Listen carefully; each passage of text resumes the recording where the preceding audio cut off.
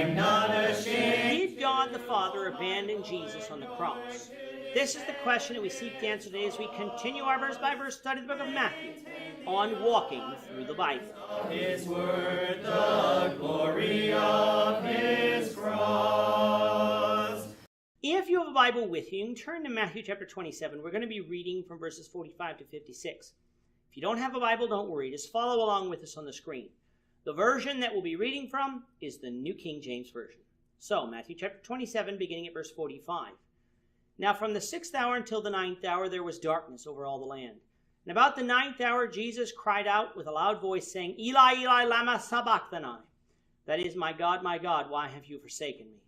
Some of those who stood there when they heard that said, This man is calling for Elijah. Immediately one of them ran and took a sponge, filled it with sour wine, and put it on a reed and offered it to him to drink. The rest said, Let him alone. Let us see if Elijah will come to save him. And Jesus cried out again with a loud voice and yielded up his spirit. Then behold, the veil of the temple was torn in two from top to bottom, and the earth quaked, and the rocks were split, and the graves were opened. And many bodies of the saints who had fallen asleep were raised. And coming out of the graves after his resurrection, they went into the holy city and appeared to many. So when the centurion and those who were with him, regarding Jesus, saw the earthquake and the things that had happened, they feared greatly, saying, Truly, this was the Son of God. And many women who followed Jesus from Galilee, ministering to him, were there looking on from afar, among whom were Mary Magdalene, Mary the mother of James and Joseph, and the mother of Zebedee's sons. At the end of the last episode, we did not discuss verses 42 and 43 because I said that they would go better with today's discussion. So in this section of chapter 27, we have Jesus dying on the cross. He is being mocked by the chief priests, by those walking by, and even by those who were dying on crosses beside him.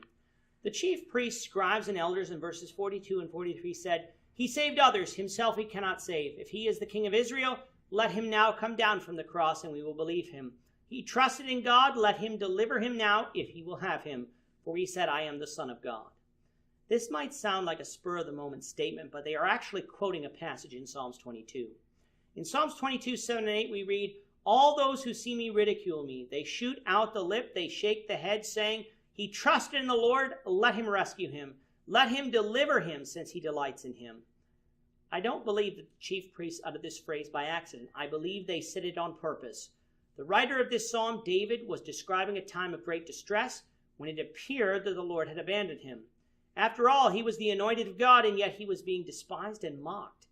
If you read this psalm, though, in its entirety, it screams out that David is not only speaking of himself, but is presenting himself as a type of Christ, with the antitype being the Christ, the Messiah, the one whom Jesus was claiming to be.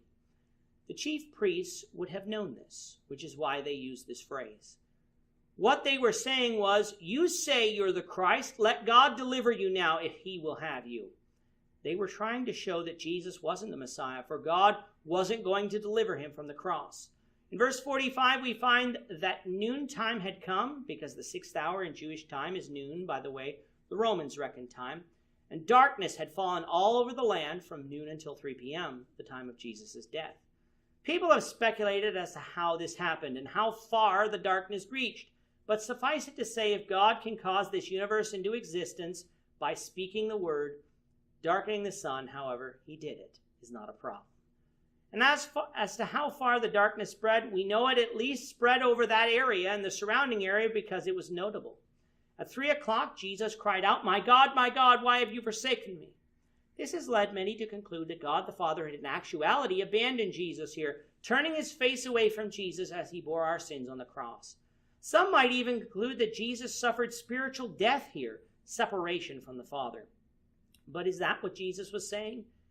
As to the point of the Father abandoning or turning his face away from Jesus, Isaiah 53:11 says, He shall see the labor of his soul and be satisfied. By his knowledge my righteous servant shall justify many, for he shall bear their iniquities.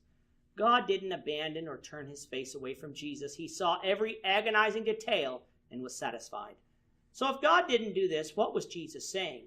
Again, for that, we have to return to Psalms 22 and read from verse 1. My God, why have you forsaken me? Why are you so far from helping me and from the words of my groaning? Earlier, the chief priests had mocked Jesus by saying that the Lord wouldn't deliver Jesus from the cross, so he wasn't the Messiah. In some of his dying words, Jesus returns to this psalm and emphatically cries out that he is the Messiah and that God would deliver him. However, not in the way that they expected. Psalms 22 begins with grief in that it appeared that God had abandoned the writer, but in the end, deliverance comes. For in verse 24 we read, "For he has not despised nor abhorred the affliction of the afflicted, nor has he hidden his face from him, but when he cried to him, he heard." Jesus was in agony and crying out to God for deliverance, which of course God would do, for Jesus was about to die, and in the end, his suffering would end. But he would also be delivered from death and raised the third day. By saying this, then, Jesus was crying out for deliverance and pointing the chief priests to the Psalms and saying that he was the Messiah, for God would deliver him. That some thought that he was calling for Elijah is understandable, as Eli sounds like Elias.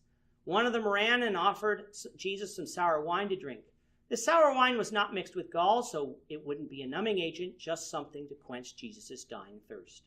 The rest said, "Let him alone," for they wanted to see if Elijah the prophet, who called fire down from heaven, would save him.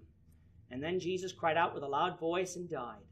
What happened after Jesus died is amazing. The veil of the temple was rent in two from top to bottom, signifying that the separation between God and man had been removed.